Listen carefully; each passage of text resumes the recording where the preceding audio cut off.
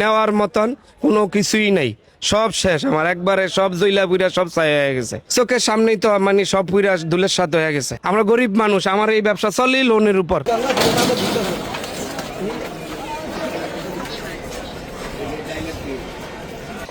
Cash ট্যাশ যা ছিল ভাই, আজকে টাকা দাদা ইয়ার ব্যাংকে টাকা দেওয়ার কথা ছিল, ব্যাংকের টাকা সব 5 লাখ টাকার মতো এটা পুড়ে গেছে। আর মাল মানে 10-12 লাখ টাকা শুধু মালই নষ্ট হয়েছে।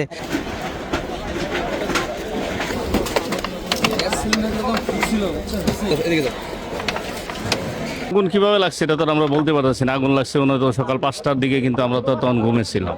আর মালামাল তো অনেকই ছিল, মালামাল ছিল 123 বস্তার মতন, খালি পেঁয়াজ ছিল, আর অন্য মালামাল তো ছিল, আলু আসছিল, পেঁয়াজ আসছিল, আদা রসুন আসছিল।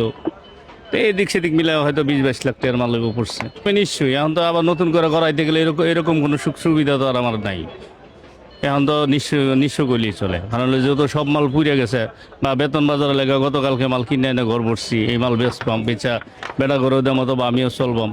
এখন যেহেতু সব মাল পুড়ে গেছে, এখন তো আমি নিশ্চয়ই 8-10 লাখ টাকার ক্ষতি হয়েছে। আমার মনে করেন পেঁয়াজ আসলো 60-70 বস্তা, রসুন আসলো 20-30 বস্তা, আদা আসলো 2700 বস্তা, হলুদ মরিচ আসলো মিলাই আপনার প্রায় 5-7 লাখ টাকার মাল আসলো। আমার এখানে দোকান হইছে দুইটা, একটা গোডাউন একটা দোকান, ঠিক আছে। আমার মেইন দোকান হইছে যে ওইটা, তারপরে এটা হইছে গোডাউন।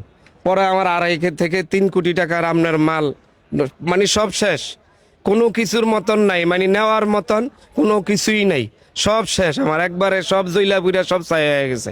মানে এখানে তো আপনারা দেখতেই আছেন সব, এই যে সব, এই যে ডাউল, এগুলা ডাল মশলা, আমার ওই যে মশলা, তারপরে আমার ওই যে মেইন ঘর, মানে এখানে আমার বাঁচানোর মতন কিছুই ছিল না।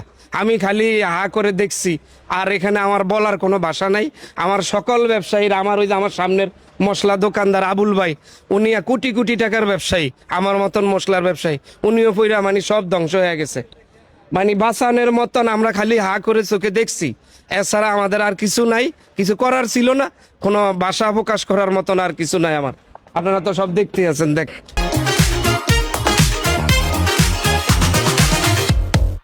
চোখের সামনেই তো, মানে সব পুইরা ধুলের সাথে হয়ে গেছে।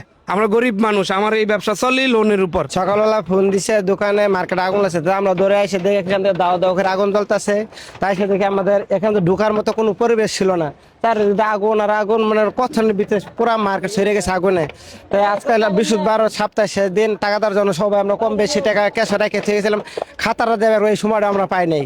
মনে করেন ক্যাশ ট্যাশ যা ছিল ভাই, আজকে টাকা দাদা ইয়ার ব্যাংকে টাকা দেওয়ার কথা ছিল, ব্যাংকের টাকা সব 5 লাখ টাকার মতো এটা পুড়ে গেছে। আর মাল মানে 10-12 লাখ টাকা শুধু মালই নষ্ট হয়েছে।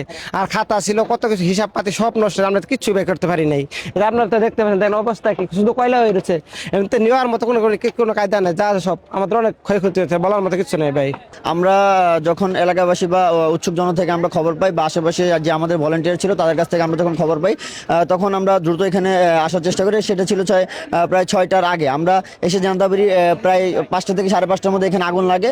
প্রথমে আমরা একটা মাঝখানে 2টা মুদির দোকান থেকে আমরা যতটুকু জানতে পারি সেখান থেকে আগুন লাগে। তার পাশাপাশি এখানে আমরা কিন্তু জানি যে অধিকাংশ ছিল আপনার মুদির দোকান এবং মশলা জাতীয় দোকান, এবং মোটামুটি গ্যাসের দোকান, ফুচকার দোকান ছিল, এখানে গ্যাস এলপিজি গ্যাস ছিল, এবং তেলের দোকান ছিল। বেশিরভাগই ছিল আপনার পাইকারি দোকান, যার কারণে অতি দ্রুত এবং বাতাস এবং কারেন্টের কারণে অতি দ্রুত আগুনটা ছড়িয়ে পড়ে। এখানে যেহেতু একটা মাঝখানে একটা আবদ্ধ যায়, যার কারণে ফায়ার সার্ভিস সহ আমরা যেসব ভলেন্টিয়াররা কাজ করেছিলাম তাদেরকে ধোয়ার কারণে অনেকটা কষ্টের কারণে আমরা এখানে কাজ করতে হয়েছে, বা নিয়ন্ত্রণ একটু দেরি হয়েছে আমি মনে করি।